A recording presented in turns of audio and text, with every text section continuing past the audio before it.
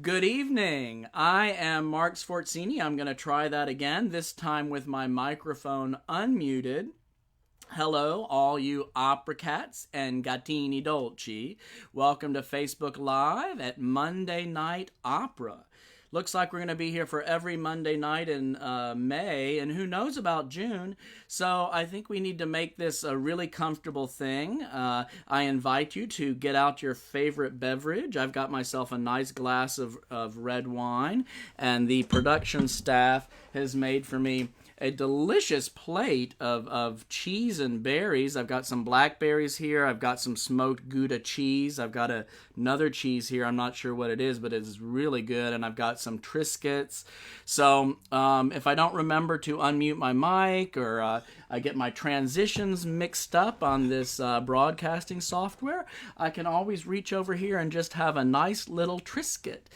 So I am here to talk to you tonight about St. Pete Opera's 2017 production of the opera Faust by Charles Gounod. And I have to tell you, this putting on this opera was just a real highlight of my career. The music is magnificent, and I'm in love with our cast. I was in love with our cast preparing for this show. I fell in love with the cast all over again. Tonight we're going to have a special guest.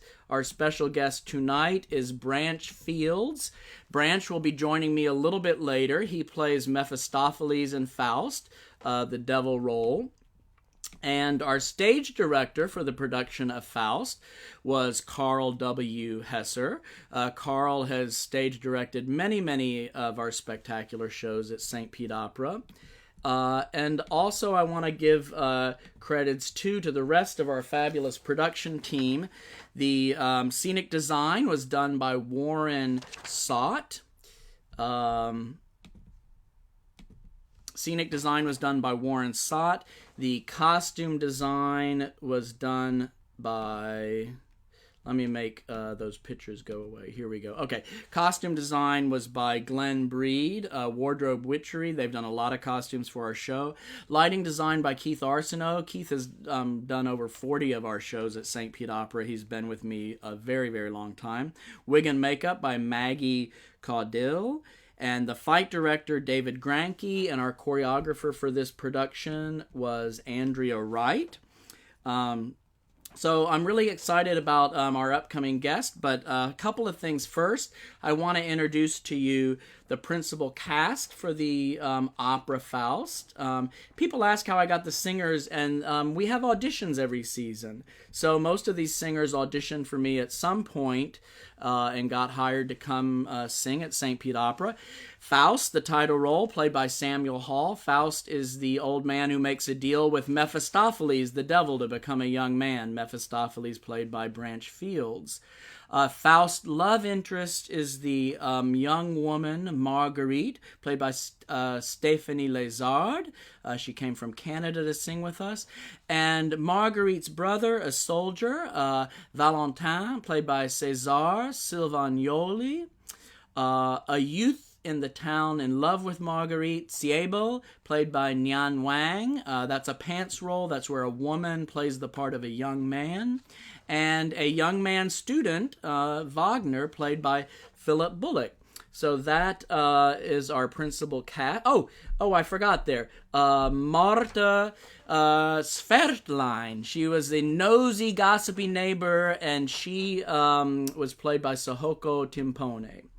So that was our cast, and again, it was just a great pleasure to work with this cast, and you can see the full production of Faust at 7 p.m. tonight. It will be showing on YouTube.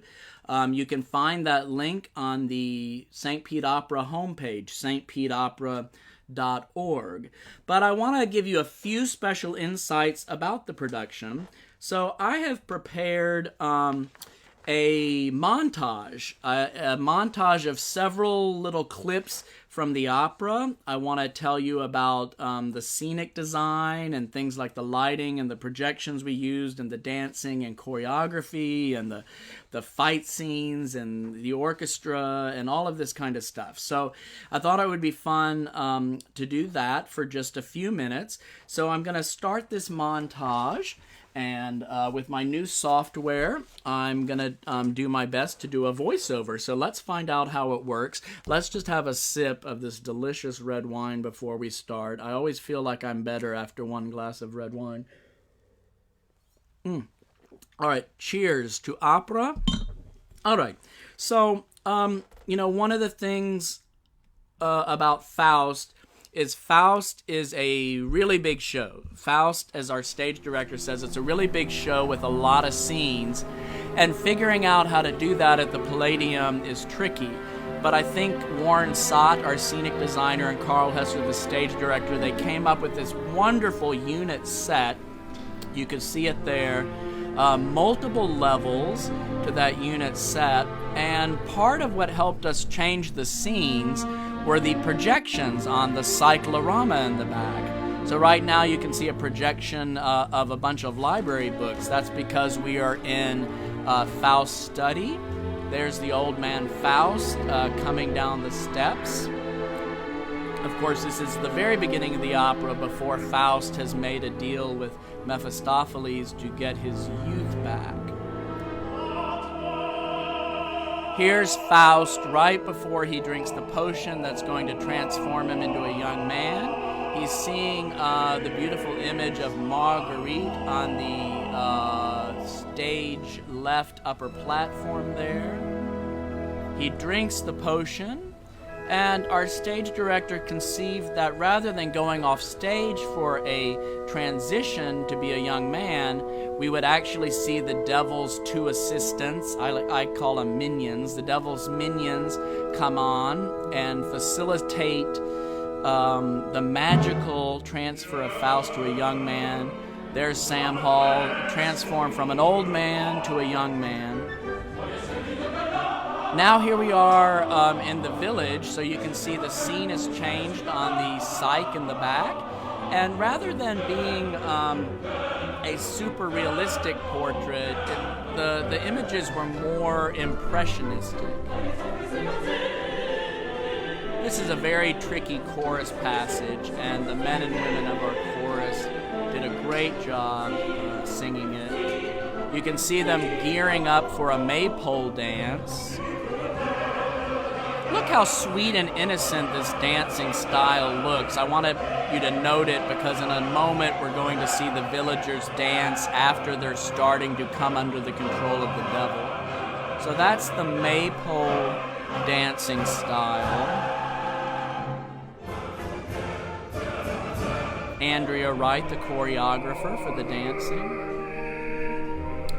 Now this is Marguerite's brother. He's a soldier, Valentin. And he's singing an aria. I put this clip in here because I wanted to say what a pleasure it is to work with the singers at St. Pete Opera. People ask, is it hard to keep the orchestra and the singers together? The orchestra is, of course, at the Palladium behind the singers. We are actually behind that brick wall. And the singers see me through 3 monitors that are in the house. But it really takes a great collaboration between the artist and myself. We rehearse for about 3.5 weeks before opening night, and we develop an interpretation that we agree with. And I think there's just a lot of, it's just very, from my perspective, it's a very pleasurable working relationship. I feel like we achieved some excellent ensemble between the voices and the orchestra. This is Nian Wang. She plays the youth, Siebo, in love with Marguerite. We've changed the scene to the garden at night, so you can see the moon there in the background, and now there's flowers and greenery and trellising on the set. So I think this was a really nice way to accomplish the garden scene. Again, I felt like I had wonderful coordination with Nian from behind this brick wall.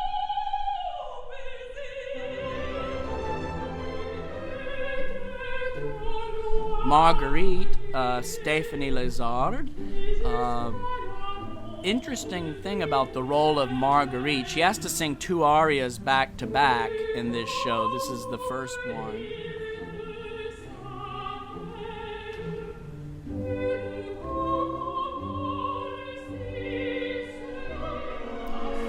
This is the second one, the famous Jewel song. I find the writing for Marguerite lies in the middle register and the upper middle register. So at the auditions, I was really looking for a singer who had beautiful colors in that register, because we hear Marguerite so much in this register, and I found that in Stephanie. I really love the color of her voice and her musicianship.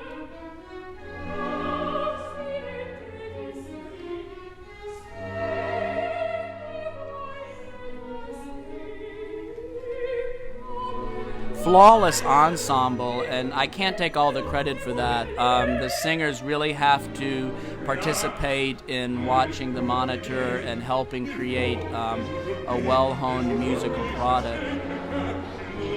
I put this scene in because it shows a different side of Mephistopheles. Karl Hesser, our stage director, would talk about how the devil couldn't just be sinister and evil all the time, especially in this French version of Faust. He really uses his charm and wit a lot of the time to get what he wants. So this is an example of Mephistopheles being charming with Marta, the nosy, gossipy neighbor there. Brilliant stage reactions by Sohoko Timpone. And now watch the moon change. The devil's invocation here, casting a shadow over Marguerite and Faust. Nice work, Keith Arsenault with the lighting, and Zach Twitty and Christopher Spadafora, who helped with the projections as well. This is the big fight scene that our fight choreographer Dan Granke staged.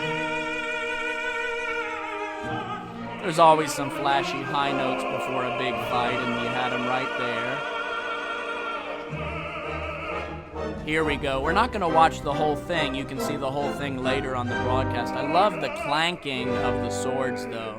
You can hear the metal clanking here.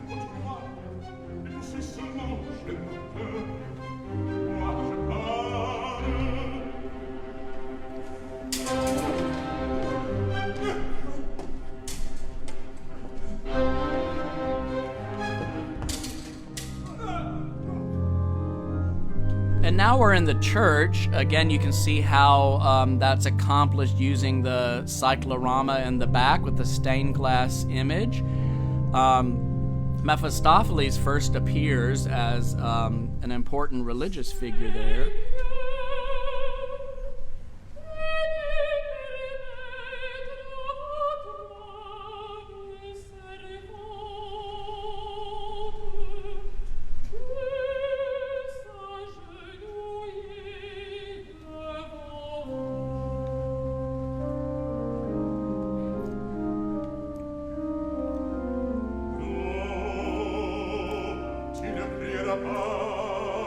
You can hear an organ playing. The organ was played by Michel Rigaud.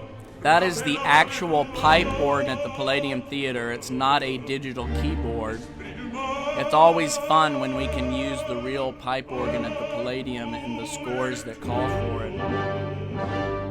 And here come the devil's minions. They're going to transform him into his true identity.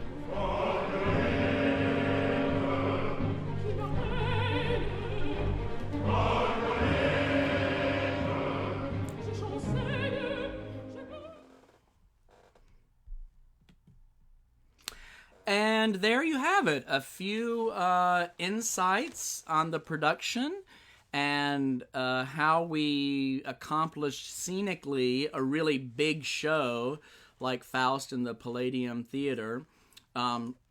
Again, kudos to everybody on the production team, but I think Warren Sott's Scenic Design with Karl Hesser's vision as stage director, that unit set worked out great, and the projections and lighting work that Keith Arsenault did, and there was some assistance there with the choice of projections and the manipulation of them with Zach Twitty and Christopher Spadafora, and the choreography, Andrea Wright, and the fight choreography, Dan Granke and Maggie Caudell, wigs and makeup. I think really production team did a great job making the show look good. So it's time for our special guest. And our special guest tonight is Branch Fields. He played the role of Mephistopheles. So I am going to see if I can bring Branch. Like magic! There's Branch. Good evening. How are you, Branch? How are you? I am wonderful. I had a little false start on the show. I forgot to unmute my mic, but somebody alerted me. So, We're all getting used to this new new reality here, aren't we? You just start over. Yeah. So, so good of you to join me tonight. First, tell me where you're hanging out during this COVID-19 crisis and who you're hanging out with. Well, I am hanging out in Williamsburg, Virginia, in our little neighborhood. It's a beautiful little neighborhood, sort of woodsy. We have a lake, and there's a marina that goes out to the York River, and there's a beautiful park. So it's really not a bad place to quarantine yourself. And I'm here with my family. Just my 3 kids are all home, and my oldest son was at William and Mary in his freshman year, but they shut the school down and he came home, but that's only 10 minutes away. So William and Mary is right in Williamsburg. So we are all home and just one big happy family here. Well, the role of Faust was not your first time at St. Pete Opera. Tell our listeners your history with the company, because you've done quite a variety of roles at St. Pete Opera. Yes, it was great. That year, I did 3 productions. Faust was the first, and then came back for the Magic Flute. I was the speaker and second priest, which are often combined in a production. And then came back for the Music Man, and I was Olin Britt, the bass in the Barbershop Quartet. And that was quite a thrill.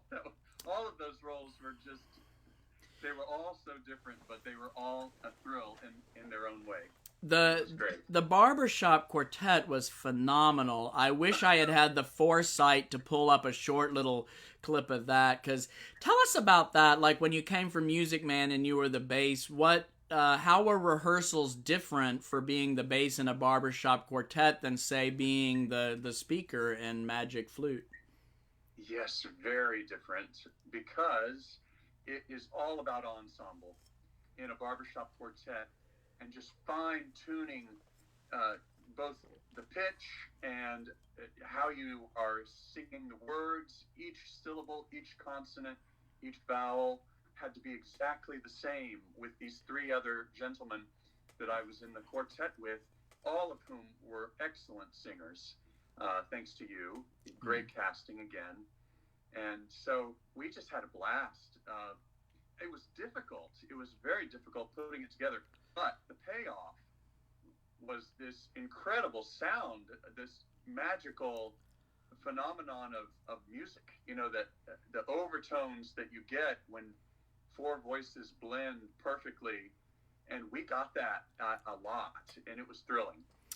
It really was. Well, your work here and all of your roles has been just exceptional. It's a pleasure to work with you. Mephistopheles is a role you've done before you came to St. Pete Opera. Is that correct? It is. I was hired by Irene Dallas at the Opera San Jose to come in and sing Faust. That was in 2011, I believe. So I had it under my in my wheelhouse. Yeah. Well, that's still 6 years in between. I mean, you probably had to brush it up a little bit, I'm guessing. I did, but it's always a pleasure. The role is so well written, and just perfect for a bass. It stretches you both high and low, but I just sank my teeth into it and loved it. Yeah. Now, have you sung with opera companies where the orchestra's behind you before? I'm trying to think. I think there might have been one other, but yeah, no, that's pretty rare. So not too often. So no. what was that experience like? And I was explaining to the people listening earlier too that we also had that those brick walls between us. Right. Well, you just have to pay attention to the camera, and having that synced up where it's in real time is very important and hard to do. But as long as we watched you on the camera, everything went fine. But we did have to practice some entrances, right? Yeah. Because we had to coordinate a lot of things, but it all ended up going pretty well. I felt like we had a really good collaboration on the music and how we wanted to interpret it. Yeah, I did too. Now, you did the production in 2011, and then you came here and did the production in 2017. Were there differences in how the stage director wanted you to approach the character? Slight differences. Actually, Brad and Carl, Brad, I forget his last name, over at San Jose. I think he was an assistant director at San Francisco Opera. But Brad and Carl had actually very similar takes on Mephistopheles. It's all laid out in the score pretty clearly, so I think there's a pretty clear, direction. Yeah. For Mephistopheles. Well, I've excerpted the Golden Calf aria, so we're gonna bring in the Golden Calf aria here, and I'm going to say a few things on top of it that I want to point out to the listeners. They will have a chance to hear this without any voiceover if they tune into the show at 7, which I hope everybody does. So let's take a look at the lead-in to the Golden Calf and the Golden Calf with Branch Fields. Here we go.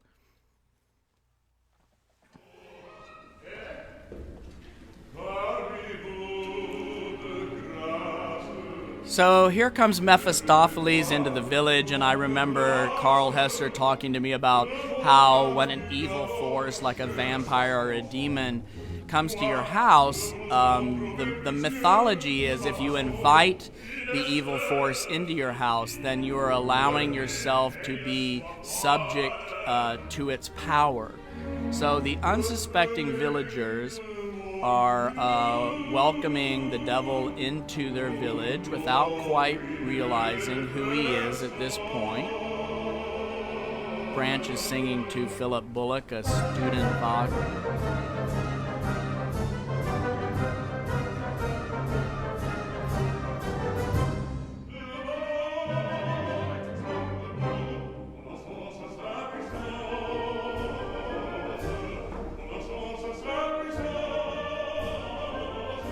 Nice shot there with the village in the background.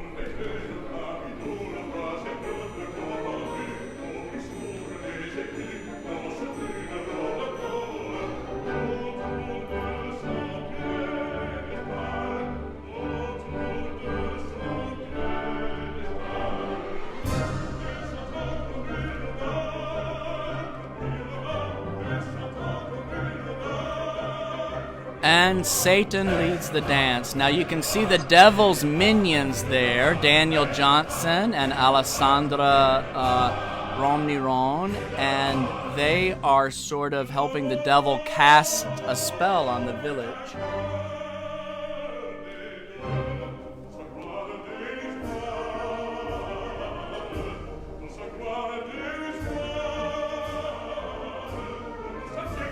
There's the devil's minion, Daniel, and you can see Alessandra on the upper stage left platform. And they are working the devil's magic on the villagers who invited the devil into the village. And now you will see that gradually the villagers will start to dance, and it's a dance with more abandon a bit of possession as opposed to the maypole dance you saw earlier.